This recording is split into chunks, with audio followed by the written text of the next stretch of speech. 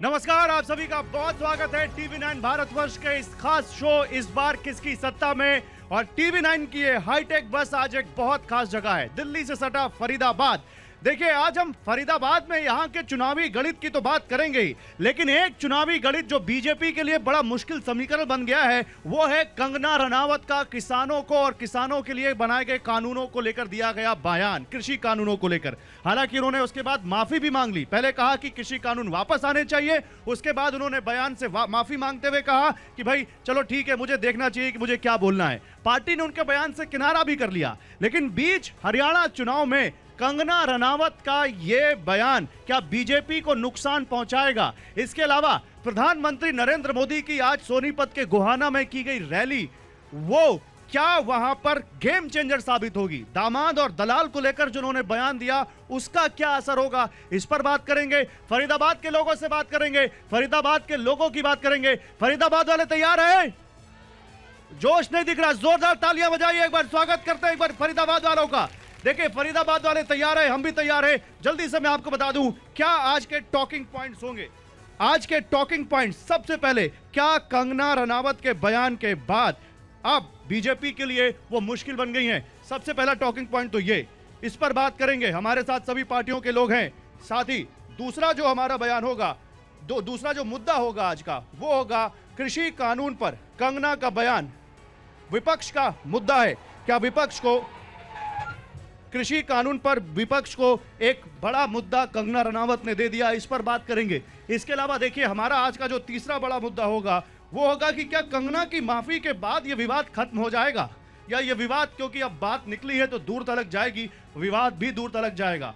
चौथा मुद्दा, पीएम की रैली से क्या हरियाणा की हवा बदल गई? प्रधानमंत्री ने जिस तरह से आज गोहाना में रैली की और जिस तरह से कांग्रेस को निशाने पर लिया, कहा कि कांग्रेस की हवा धीरे धीरे पस्त होती जा रही है, कांग्रेस पार्टी अब धीरे धीरे पस्त होती जा रही है, क्या उसके बाद हवा बदलेगी हरियाणा में? और पांचवा मुद्दा, क्या हरियाणा में दलित कार्ड चुनावी एजेंडा बनेगा? इस पर बात करेंगे। आइए हम आपको बताएं हमारे साथ कौन कौन है। उससे पहले आपको सुनाते हैं कंगना का वो बयान और उनकी माफी जो उन्होंने आपसे थोड़ी देर पहले मांगी है, फिर इस चर्चा की शुरुआत करते हैं। दिखाइए। और किसानों के जो लॉज हैं वो मुझे लगता है जो रिपील हो गए हैं वो फिर से लगने चाहिए। हो सकता है कंट्रोवर्शियल हो जाए, लेकिन मुझे लगता है किसानों के हितकारी लॉज वापस आने चाहिए और किसानों को खुद इसकी डिमांड करनी चाहिए, और ताकि हमारे किसान भी जैसे बाकी जगहों पे समृद्धि हो रही है, हमारे किसान की समृद्धि में कोई ब्रेक ना लगे। ये हम सब कार्यकर्ताओं का कर्तव्य बनता है कि हम उनके शब्दों की गरिमा रखें। मुझे ये बात भी ध्यान रखनी होगी कि मैं अब एक कलाकार नहीं, भारतीय जनता पार्टी की कार्यकर्ता हूँ, और मेरे ओपिनियंस अपने नहीं होने चाहिए, वो पार्टी का स्टैंड होना चाहिए। तो अगर मैंने अपने शब्दों से और अपनी सोच से किसी को डिसअपॉइंट किया है, मुझे खेद रहेगा। और देखिए, इस पर बात करने के लिए मेरे साथ विजय शर्मा हैं, आप बीजेपी के प्रवक्ता हैं। प्रवेश मेहता हैं हमारे साथ, आप आम आदमी पार्टी के कैंडिडेट हैं। हमारे साथ नरेंद्र पाल सिंह हैं, आप इनेलो को कैंडिडेट हैं। और हमारे साथ पारुल सिंह नागर हैं जो कि कांग्रेस की प्रवक्ता हैं। एक बार जोरदार तालियों से स्वागत हो हमारे तमाम मेहमानों का। जोश कम नहीं पड़ना चाहिए, आप सभी से स्वागत है। आप डायस पर आइए, सब लोग डायस पर आइए। देखिए, सारे नेता डायस पर आ चुके हैं और अब इनसे बात करते हैं एक एक करके। विजय शर्मा से शुरुआत करते हैं। विजय जी, कंगना रनावत आपकी मंडी से सांसद, जानी मानी अभिनेत्री, अक्सर ऐसा कुछ बोल देती हैं कि बीजेपी के लिए मुश्किल हो जाती है। अब तो उन्होंने कह दिया कि कृषि कानूनों की वापसी होनी चाहिए, माफी मांगी है, लेकिन आपको लगता है कि डैमेज हो गया, अब कंट्रोल नहीं हो पाएगा?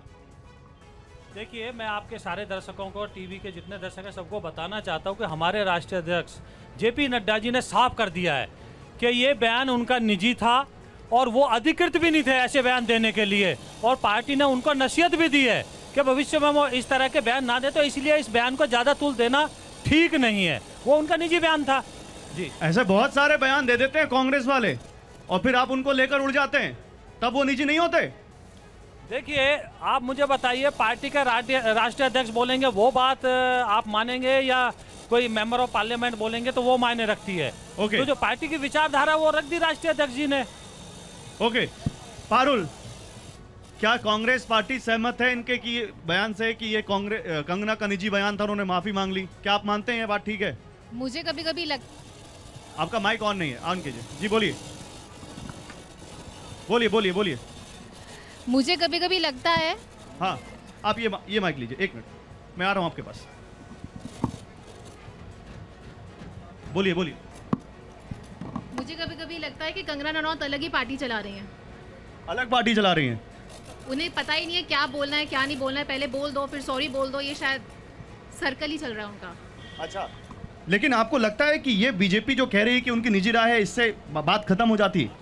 नहीं, बात खत्म नहीं होती, पार्टी की पर्सन है, पार्टी से बिना पूछे कोई भी स्टेटमेंट दे देना कैसे खत्म हो गई। हाँ, परवेश जी आपका क्या मानना है? कंगना रनावत ऐसे बोल देती हैं सब कुछ?